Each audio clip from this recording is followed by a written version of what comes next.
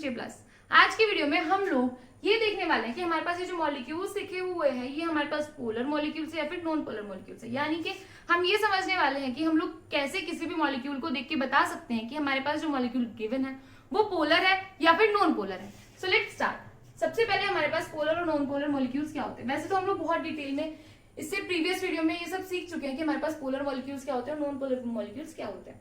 ठीक है, आज हम लोग इन सब क्वेश्चंस को प्रैक्टिस करने वाले हैं कि हम लोग किस तरीके से कॉन्सेप्ट को अप्लाई करेंगे। तो सबसे पहले हमारे पास पोलर मॉलिक्यूल्स क्या होते हैं। पोलर मॉलिक्यूल्स, तो जब हमारे पास कोई भी मॉलिक्यूल गिवन है, लेट्स सपोज हमारे पास ये कोई भी मॉलिक्यूल है, हमारे पास इसमें 2 एटम्स प्रेजेंट है। अगर इन दोनों एटम्स के बीच में इलेक्ट्रोनेगेटिविटी डिफरेंस है, यानी कि इस वाले एटम की इलेक्ट्रोनेगेटिविटी डिफरेंट है और इस वाले इलेक्ट्रॉन की इलेक्ट्रोनेगेटिविटी डिफरेंट है, यानी कि लेट्स सपोज हमारे पास इसकी इलेक्ट्रोनेगेटिविटी 5 है और इसकी 2 है, तो हमारे पास यहाँ पे कितने का डिफरेंस हुआ, 3 का।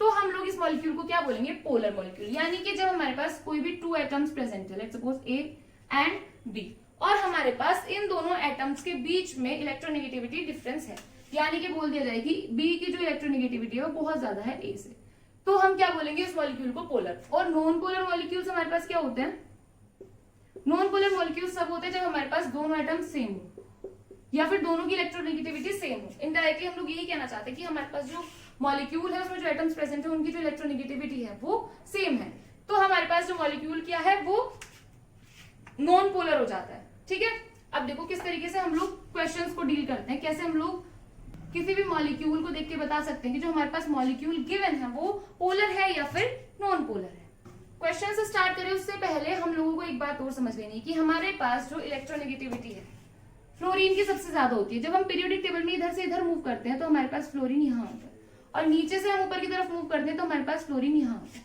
इसका मतलब क्या है कि हमारे पास फ्लोरीन की इलेक्ट्रोनेगेटिविटी जो है वो सबसे ज्यादा है, यानी कि फ्लोरीन की इलेक्ट्रोनेगेटिविटी हमारे पास ज्यादा है किससे, ऑक्सीजन से। ऑक्सीजन की किससे ज्यादा है, नाइट्रोजन से। नाइट्रोजन की किससे ज्यादा है, कार्बन से। कैसे पता चला, यहाँ पे हमारे पास क्या आता है, नाइट्रोजन, यहाँ आता है ऑक्सीजन, यहाँ आता है कार्बन। इस तरीके से हमारे पास पीरियोडिक टेबल के अकॉर्डिंग हमें देखना है कि हमारे पास जो एटम्स गिवन है उनमें किसकी इलेक्ट्रोनेगेटिविटी ज्यादा है। ऐसे अगर हम इधर देखें तो हमारे पास नीचे से ऊपर की तरफ जाने में इलेक्ट्रोनेगेटिविटी बढ़ रही है, यानी कि फ्लोरीन, क्लोरीन, ब्रोमीन, इन सबसे ज्यादा हमारे पास किसकी है, फ्लोरीन की इलेक्ट्रोनेगेटिविटी है। यानी कि हमारे पास फ्लोरीन जो है वो हाईएस्ट इलेक्ट्रोनेगेटिविटी रखने वाला एटम है। ठीक है, ऐसे याद नहीं करना कि हम सबकी इलेक्ट्रोनेगेटिविटी लिख के बैठ गए और सबकी इलेक्ट्रोनेगेटिविटीज याद कर रहे हैं, नहीं। हमें पीरियोडिक टेबल के अकॉर्डिंग ही ट्रेंड याद करना है कि इधर से इधर जाने पे हमारे पास इलेक्ट्रोनेगेटिविटी बढ़ रही है और नीचे से ऊपर की तरफ जाने पे। अब देखो हमारे पास जैसे फर्स्ट मॉलिक्यूल गिवन है HF,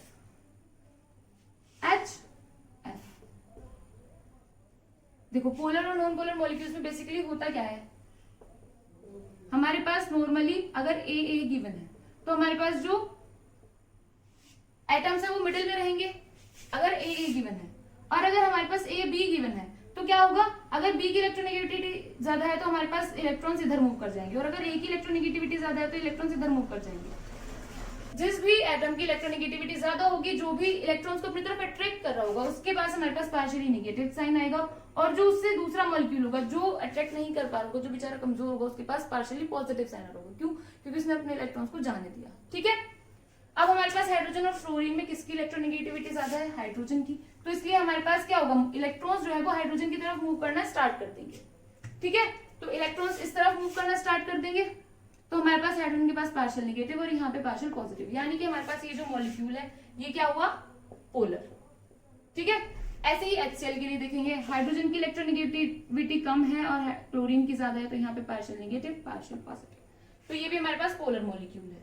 उसके बाद H2O, कैसी शेप होती है H2O की, पता है ना हमें, बेंट शेप। कैसे रहता है H2O, बेंट शेप में, ऑक्सीजन यहाँ, हाइड्रोजन यहाँ, हाइड्रोजन यहाँ पे 2 इलेक्ट्रॉन, यहाँ पे भी 2 इलेक्ट्रॉन, यानी कि एक लोन पेयर यहाँ और एक लोन पेयर यहाँ। अब ऑक्सीजन क्या करेगा, ऑक्सीजन इस वाले हाइड्रोजन से भी अपने पास इलेक्ट्रॉन को मूव करा रहा होगा, यानी कि हमारे पास इस वाले बॉन्ड में जो इलेक्ट्रॉन्स प्रेजेंट हैं वो क्या कर रहे होंगे, इधर ऑक्सीजन की तरफ मूव कर देंगे, यहाँ से भी, तो हमारे पास इस हाइड्रोजन के पास पार्शियल पॉजिटिव साइन आ जाएगा, इसके भी पास पार्शियल पॉजिटिव, और यहाँ पे हमारे पास निगेटिव साइन आ जाएगा।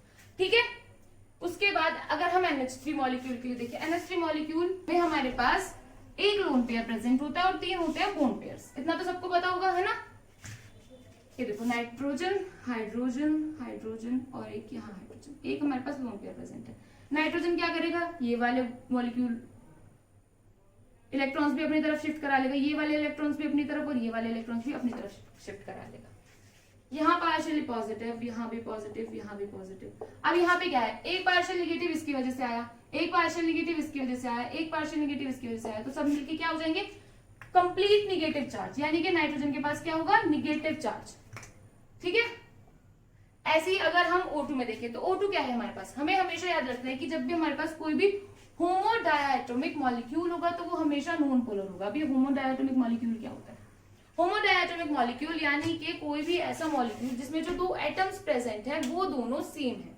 होमो मतलब सेम, डाया मतलब दो सेम एटम्स से मिलके जो मॉलिक्यूल बना होगा वो हमारे पास क्या होगा, होमोडायटोमिक मॉलिक्यूल। अब देखो ये आया हमारे पास पोलर, ये भी आया पोलर, ये हमारे पास नॉन पोलर, पोलर क्यों, क्योंकि यहाँ पे भी ऑक्सीजन है और यहाँ पे भी ऑक्सीजन है। ठीक है, अब जब दोनों के दोनों ऑक्सीजन प्रेजेंट है, दोनों की इलेक्ट्रोनेगेटिविटी सेम है, तो दोनों में से कोई भी इलेक्ट्रॉन्स को अपनी तरफ अट्रैक्ट नहीं कर रहा होगा, इलेक्ट्रॉन्स बीच में प्रेजेंट है, तो इसलिए हमारे पास ये नॉन पोलर है। N2 भी सेम है हमारे पास, होमोडायटोमिक है, तो ये भी नॉन पोलर है। अब देखो CO2 पोलर है या फिर नॉन पोलर है, ये तो हमारे पास Cl2 है, ये नॉन पोलर है। अब हमारे पास बचते CCl4, CH4 और CO2। अब अगर आप लोग ये देख के कहो कि हमारे पास C अलग है और ऑक्सीजन अलग है, तो हमारे पास ये जो मॉलिक्यूल है ये क्या हो गया, पोलर हो गया भाई, तो वो आपका आंसर गलत हो जाएगा। आप लोगों को हल्का सा शेप और स्ट्रक्चर के बारे में पता होना चाहिए। ठीक है, कैसे होता है CO2 मॉलिक्यूल का शेप, लीनियर, यानी कि हमारे पास डबल बॉन्ड के साथ एक ऑक्सीजन इधर से अटैच होता है, एक ऑक्सीजन उधर अटैच होता है। अब यहाँ पे क्या होगा, जो इलेक्ट्रॉन्स यहाँ प्रेजेंट है, ऑक्सीजन की इलेक्ट्रोनेगेटिविटी कार्बन से ज्यादा होती है, क्यों, क्योंकि इधर चलते हुए ऑक्सीजन बाद में आता है और कार्बन पहले आता है। ये ऑक्सीजन क्या करेगा, इलेक्ट्रॉन्स को अपनी तरफ अट्रैक्ट करने की कोशिश करेगा, ये वाला ऑक्सीजन भी इलेक्ट्रॉन्स को अपनी तरफ अट्रैक्ट करने की कोशिश करेगा। तो देखो अगर हमारे पास ये कोई भी मॉलिक्यूल प्रेजेंट है, हम इसे इधर से स्ट्रेच कर रहे हैं, इधर से भी स्ट्रेच कर रहे हैं, अगर दोनों तरफ से हम इक्वल फोर्स लगा रहे हैं तो हमारे पास मॉलिक्यूल क्या होगा, सेम रहेगा ना, वो इधर जाएगा ना इधर जाएगा। अगर इधर ज्यादा हुई फोर्स तो वो इधर चला जाएगा, इधर ज्यादा हुई फोर्स तो वो इधर चला जाएगा। लेकिन अगर हमारे पास दोनों तरफ से सेम फोर्स लग रही है, यानी कि ये भी इलेक्ट्रॉन्स को इधर अट्रैक्ट करने की कोशिश कर रही है, तो ये दोनों क्या होगा, एक दूसरे से कैंसिल आउट हो जाएंगे। तो हमारे पास CO2 मॉलिक्यूल जो है वो नॉन पोलर की कैटेगरी में आता है। ठीक है, अब ऐसे ही हमारे पास CCl4 और CH4 में देखो क्या होता है, CCl4, यहाँ पे क्लोरीन, यहाँ एक क्लोरीन, यहाँ भी क्लोरीन, यहाँ। अब क्या होगा, क्लोरीन की इलेक्ट्रोनेगेटिविटी कार्बन से ज्यादा है, क्लोरीन इधर करेगा, उधर भी करेगा, इधर भी करेगा, इधर भी करेगा। ठीक है, अब क्या होगा, चारों तरफ से सेम फोर्स लग गई, यानी इधर भी इतनी, इधर भी इतनी, इधर भी इतनी, इधर भी इतनी, ये वाली फोर्सेस एक दूसरे से कैंसिल हो जाएंगी और ये वाली ऊपर नीचे वाली फोर्सेस एक दूसरे से कैंसिल हो जाएंगी। तो हमारे पास ये वाला मॉलिक्यूल भी क्या आएगा, नॉन पोलर। सेम कंडीशन हमारे पास CH4 मॉलिक्यूल में अप्लाई होती है, CH4 भी हमारे पास नॉन पोलर मॉलिक्यूल होता है, तो इसलिए हमारे पास ये भी नॉन पोलर है और ये भी नॉन पोलर है। ठीक है, आई होप आप लोगों को अच्छे से समझ आ गया होगा कि हम लोग कैसे पोलर और नॉन पोलर मॉलिक्यूल्स में डिफरेंशिएट करते हैं। ऐसा नहीं कि हमारे पास अगर हमारे पास सिर्फ होमोडायटोमिक मॉलिक्यूल्स ऐसे जो नॉन पोलर हो सकते हैं, नहीं, और मॉलिक्यूल्स भी है जिनमें डिफरेंट एटम्स होते हैं, डिफरेंट इलेक्ट्रोनेगेटिविटी होती है, लेकिन तब भी वो नॉन पोलर हो सकते हैं। ठीक है, तो आप लोगों को अच्छे से और भी एग्जांपल्स प्रैक्टिस करना है। आई होप आप लोगों को अच्छे से समझ आया होगा। Thank you so much for watching the video.